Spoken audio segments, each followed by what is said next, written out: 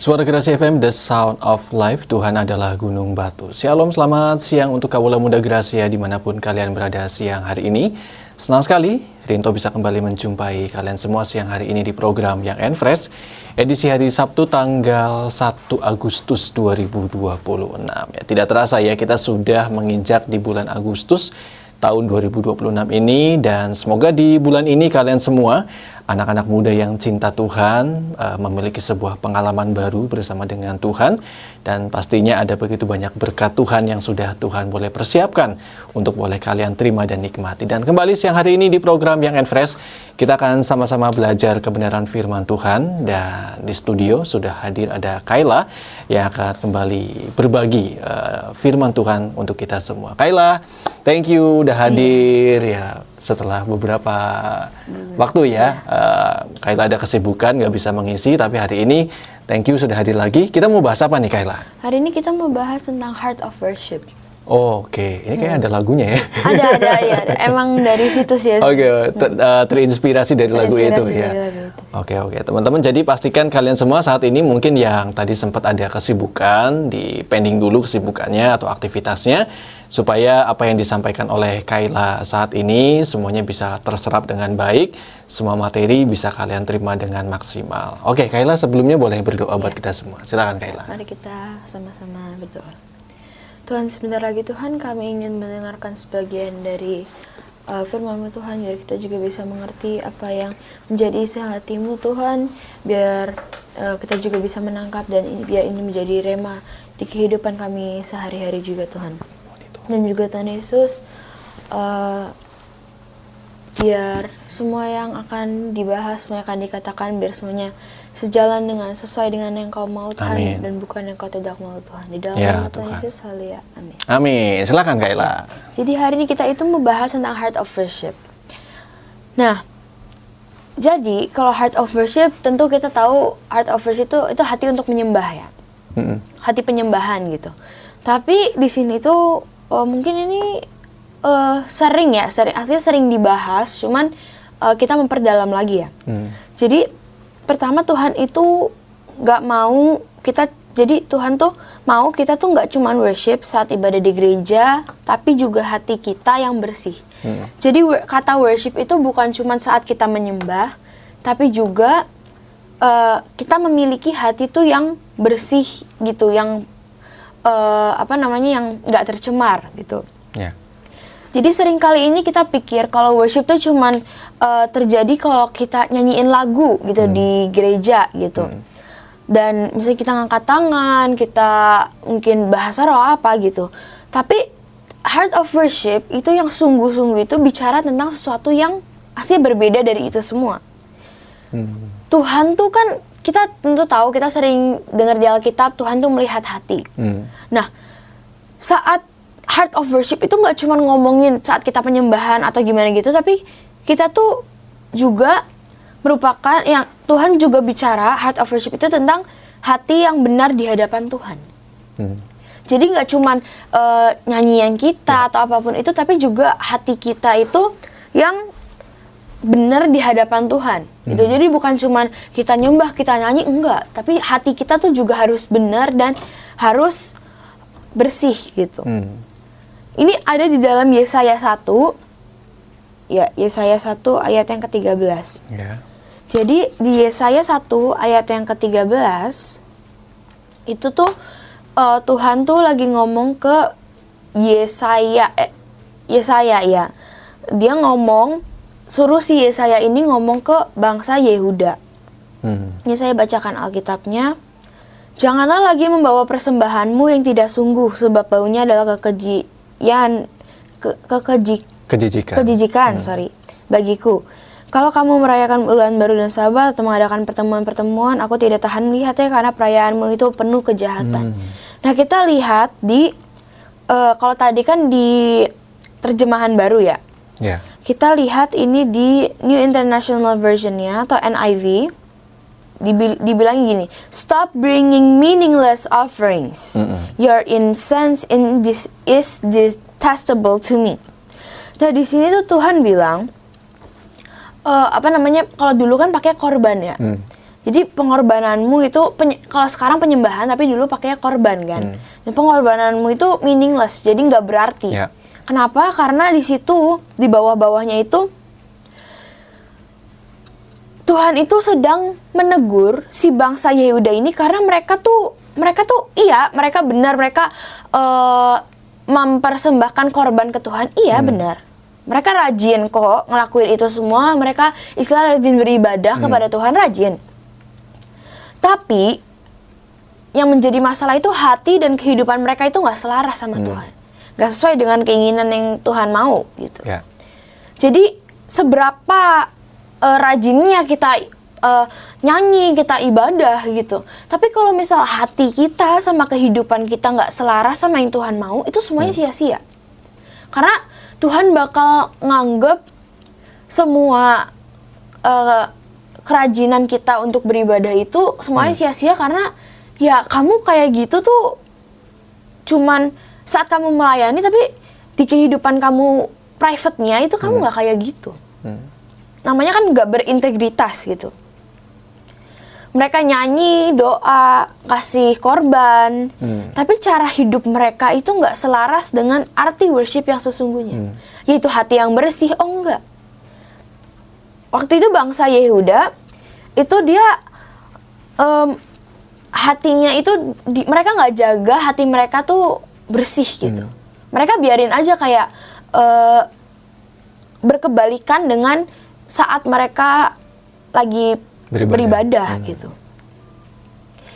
Dan di sini tuh makanya kita belajar kalau Tuhan itu nggak cuma ngelihat apa yang kita lakuin di gereja, tapi juga siapa kita ketika nggak ada yang lihat dan cuma Tuhan yang lihat. Di kehidupan kita sehari-hari tentu kita mungkin susah banget ya untuk jaga itu, dan kita tuh kadang lupa kalau seluruh kehidupan kita itu penyembahan atau worship. Jadi nggak cuma saat kita di gereja, saat kita melayani itu kita worship, enggak. Tapi kita misalnya nih, kita lagi ngobrol sama temen aja itu udah penyembahan. Kenapa?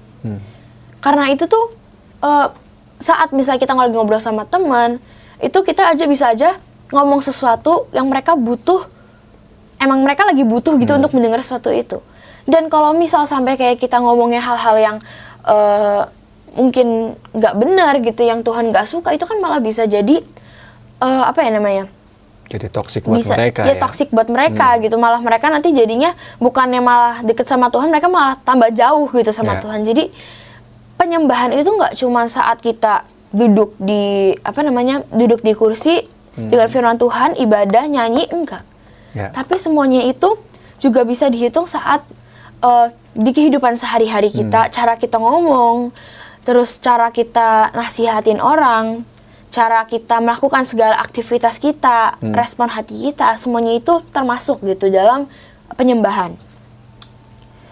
Mungkin kita sebagai anak-anak muda Kristen ya, penyembahan kita itu harusnya kan terlihat dari kehidupan sehari-hari kita. Bagaimana respon kita dalam kehidupan. Dan semua itu aslinya kan lahir dari hati. Tapi seringkali ya kita lupa itu. Kita kadang makin kesini tuh kita makin mikir, oh ya udah kalau misal worship itu nyanyi, nyembah, misalnya saat teduh, doa kayak gitu. Tapi kita lupa kalau aslinya penyembahan itu nggak cuma itu semua. Tapi penyembahan itu juga gimana kita bertindak, itu juga mempengaruhi yang namanya penyembahan atau worship gitu.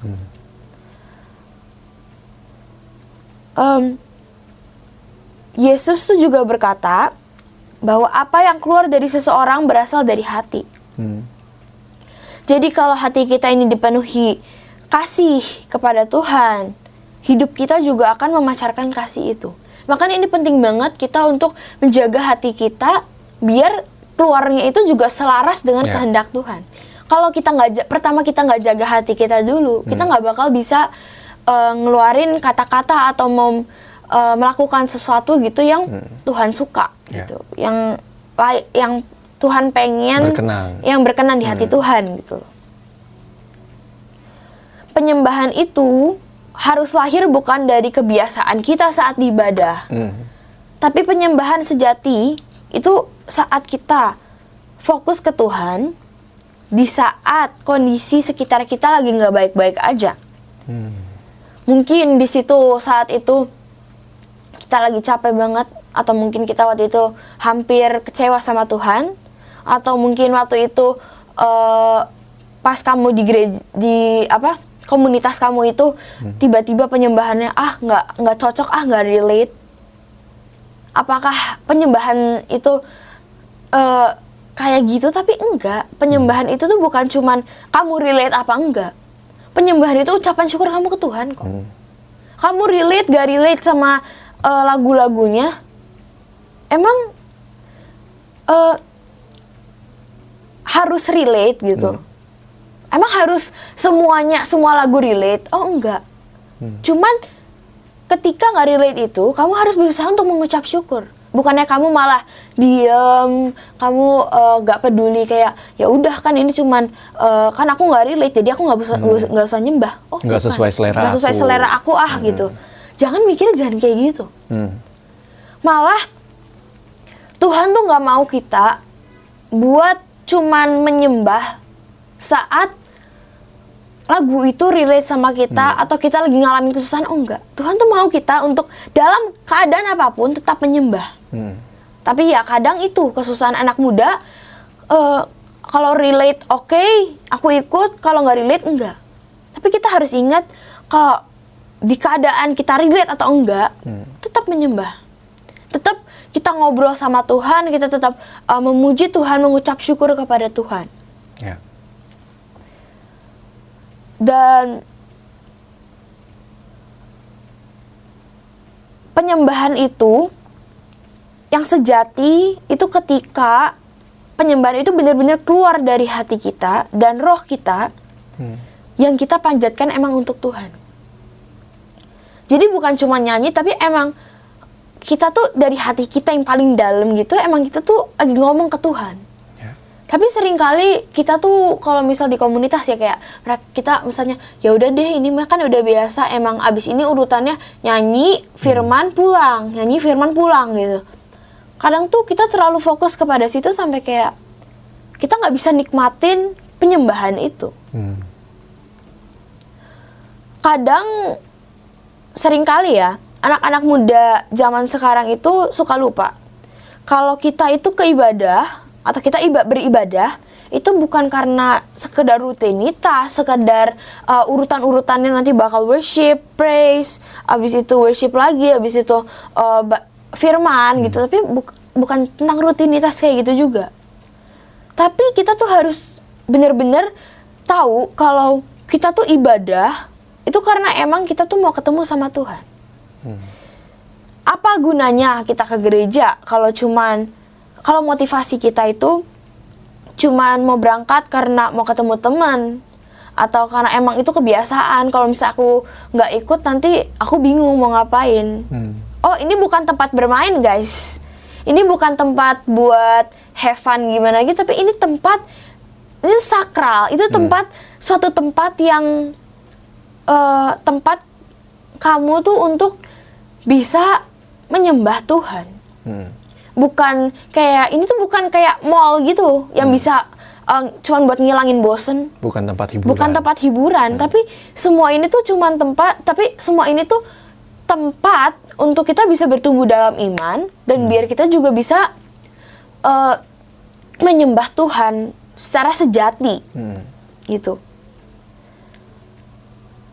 Tapi yang menjadi pertanyaan gini, kenapa kita tuh nggak bisa kembali ke penyembahan sejati seperti generasi sebelum-sebelumnya? Seperti yang kita lihat, mungkin kita sering lihat kalau kayak kok orang tua kita kok bisa pas muda tuh kan bilang kayak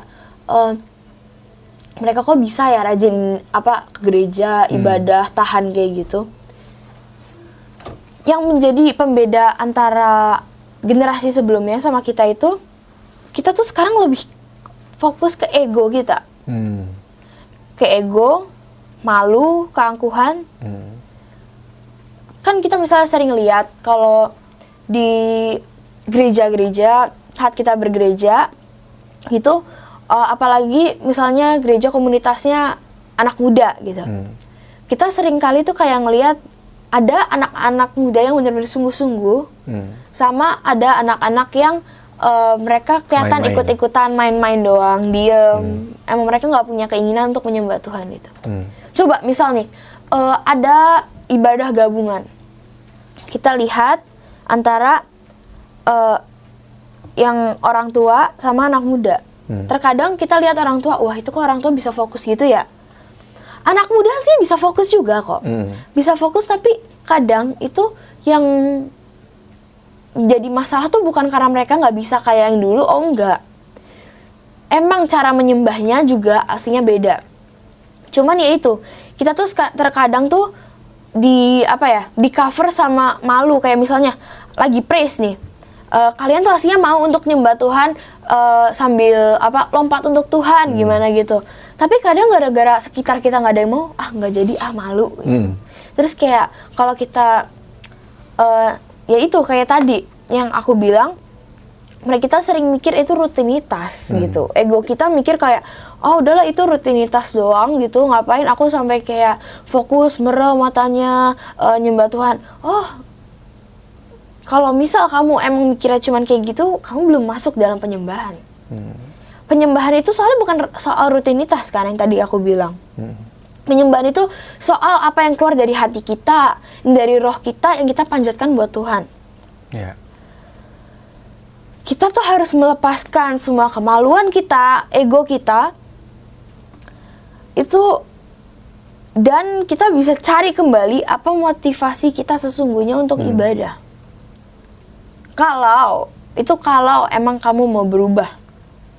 Kalau emang kamu mau berubah, kamu bisa cari kembali motivasi kamu tuh apa sih buat ibadah ini? Apakah benar atau salah? Kalau misalnya emang salah, masih bisa kok. Kita masih punya kesempatan untuk mengubah motivasi kita itu. Tapi yang menjadi masalah itu kalau misal emang kamu menjadikan itu suatu rutinitas dan kamu cuma datang, duduk, ngikut nyanyi, tapi nggak dari hati kita, nggak dari kesungguhan hati kita nggak fokus ke Tuhan, itu percuma, karena kita juga nggak bakal dapat apa-apa. Karena kadang saat kita menyembah, saat kita melakukan penyembahan yang keluar dari hati kita, Tuhan tuh bisa ngasih suatu rema, Tuhan tuh bisa ngasih suatu kata-kata gitu yang menguatkan kita mungkin, dan mungkin kadang Tuhan memberi kita suatu pesan yang mungkin kita aja lagi nggak mikirin itu gitu. Kita lagi nggak mikirin hal itu, tapi kadang tuh Tuhan tuh bisa memakai suatu lagu yang mungkin kamu kira nggak relate, tapi saat kamu benar-benar masuk dalam penyembahan, kamu fokus ke Tuhan, itu tuh kayak Tuhan tuh bisa ngingetin kamu secara tiba-tiba kayak, ini loh jawabannya, ini jawabannya yang mau aku kasih ke kamu.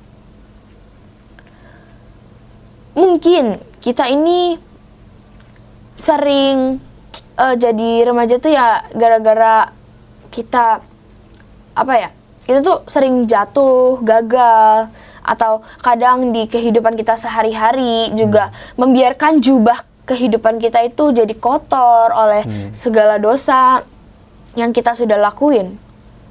Tapi Tuhan itu bilang juga, kalau kan tadi saya bilang itu Tuhan pengen kita untuk menjaga jubah kita agar tetap putih. Di sini bilang, let your garments always be white and never spare the oil for your head. Jadi di sini tuh Tuhan pokoknya cuman bilang jaga tubuh kita itu supaya jubah kita ini tuh bisa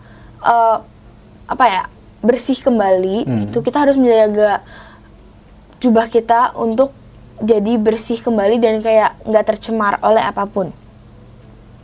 Terus ada juga di dalam Yesaya 1 ayat 18 itu Tuhan itu mengundang kita untuk bisa datang kepada Tuhan. Sekalipun dosa kita merah seperti kirmizi, Dia sanggup menjadikannya putih seperti salju. Itu kita singkat aja.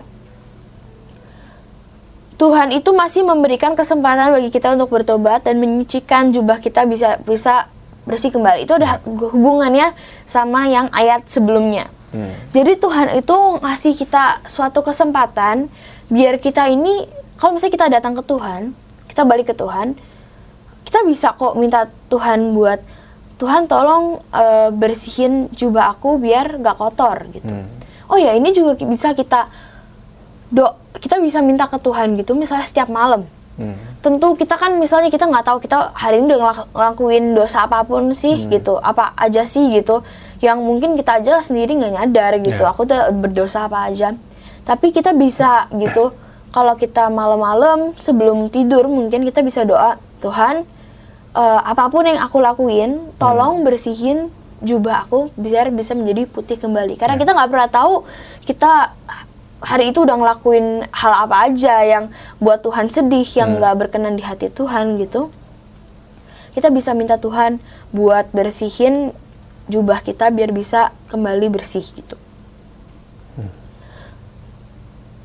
Kita tuh harus datang dengan Tuhan dengan hati yang jujur, yang benar-benar kita keinginan dari hati. Jadi bukan cuma karena disuruh atau karena paksaan gitu, tapi emang karena Tuhan, ini tuh aku loh Tuhan, aku hambamu yang ingin berubah, dan aku ini hambamu yang ingin jubahnya untuk dibersihkan olehmu. Kita harus mengizinkan Tuhan untuk menyucikan hati kita, menyucikan jubah kita, biar bisa bersih kembali gitu. Dan selain kita minta Tuhan untuk menyucikan hati kita, jubah kita juga bisa minta ke Tuhan agar Roh Kudus yang ada dalam hidup kita ini bisa kembali menyala dan bisa menolong kita untuk menjaga hati kita, perkataan kita, dan tindakan kita di kehidupan kita sehari-hari juga. Dan ketika hati kita itu tetap dekat dengan Tuhan, kita bukan hanya menjadi orang yang pandai bernyanyi, orang yang orang yang bisa main musik atau gimana gitu, mungkin kalau penyembahan, tetapi menjadi penyembah sejati yang hidupnya tuh memuliakan Kristus juga. Jadi menjadi penyembah yang di ibadah itu kamu nyanyi dari hati, mungkin kalau main alat musik dari hati kepada Tuhan, tapi juga saat di kehidupan sehari-harinya mereka juga memuliakan nama Tuhan. Jadi dua-duanya itu keluar dari roh dan dari hati kita yang sesungguhnya gitu. Jadi sama, nggak membedakan antara di gereja sama di kehidupan sehari-hari gitu. Penyembahan itu bukan dimulai dari bibir yang bernyanyi, tetapi dari hati yang bersih. Kalau kita cuman nyanyi pakai bibir kita, tapi di sini kosong, sama aja penyembahan itu kosong. Tapi kalau misal hati kita juga udah tertuju kepada Tuhan, baru itu, dan bibir kita itu bernyanyi untuk Tuhan, dan kita berikan seluruh kehidupan kita berikan seluruh penyembahan kita yang lewat hati kita ini, itu baru bisa menjadi penyembahan yang harum bagi Tuhan. Gitu. Hati yang bersih itu akan menghasilkan hidup yang bisa menjaga jubah kita itu tetap putih di hadapan Tuhan. Jadi respon hati itu sangat penting ya, karena ya itu tadi, semua yang keluar dari mulut kita, semua yang kita lakuin, semua tindakan kita itu semuanya berasal dari hati kita. Jadi kita benar-benar harus jaga semua hati kita, biar hati kita ini bisa selaras dengan kehendak Tuhan, dan biar jubah kita ini gak kotor lagi. Gitu sih hari ini. Ada lagi mungkin yang mau ditambahkan? Udah sih, cuman yang satu hal yang aku mau bilang itu, ayo kita ini berusaha untuk kembali ke heart of worship gitu, karena ya kayaknya akhir-akhir ini tuh, ya aku sering banget dengar ya, akhir-akhir ini tuh sering dengar lagu Heart of Worship. Itu kenapa tiba-tiba menjadi tema ini? Karena kita tuh terkadang terpatok sama banyaknya kegiatan kita, banyaknya aktivitas kita, itu sampai kita tuh kadang lupa menyembah gitu. Misal Tuhan bilang ke kita buat yuk nyembah yuk gitu. Misal Tuhan bilang setiap hari kamu harus nyembah gitu. Tapi kadang karena aktivitas dan kesibukan kita ini kadang lupa untuk kembali ke Heart of Worship itu. Karena Heart of Worship itu harus selalu kita jaga dan agar agar kita tuh bisa selalu connect gitu ke penyembahan gitu. Ya gitu sih. Oke, thank you Kayla udah berbagi buat kita semua. Jadi teman-teman, hari ini kita kembali diingatkan, kita kembali disadarkan lagi, termasuk saya juga. Mungkin selama ini fokus kita udah bukan lagi tentang Yesus. Mungkin selama ini fokus kita udah tentang dunia, tentang diri kita. Jadi hari ini lewat firman Tuhan yang sudah disampaikan oleh Kayla, yuk miliki lagi fokus yang benar, fokuskan kembali hati kalian kepada Tuhan, dan saya percaya bahwa penyembahan kalian di gereja, di kehidupan sehari-hari, itu tidak akan menjadi sesuatu yang sia-sia. Kayla boleh berdoa buat kita semua. Ya, mari kita bersama dalam doa. Tuhan, sebentar lagi Tuhan, kami mau kembali ke aktivitas-aktivitas kami, Tuhan. Terima kasih Tuhan atas waktu yang sudah Engkau berikan hari ini juga Tuhan. Terima kasih Tuhan atas firman-Mu Tuhan yang Tuhan. Kembali mengingatkan kami Tuhan untuk kita bisa kembali ke dalam penyembahan. Tuhan, biar kami juga bisa mempunyai motivasi dan tujuan penyembahan kita Tuhan, biar semuanya selaras dengan kehendak-Mu Tuhan. Biar kita bukan cuma nyanyi Tuhan, tapi biar kita emang keluar dari kesungguhan hati kita Tuhan, biar kita juga bisa berkenan di hati-Mu Tuhan, dan biar juga bisa di persembahan yang harum bagi-Mu juga Tuhan. Kami mau serahkan Tuhan segalanya Tuhan, mampukan kami Tuhan untuk bisa mengikuti apa yang Kau mau dan bukan yang Kau tidak mau. Amin. Di dalam nama Tuhan Yesus, haleluya. Amin.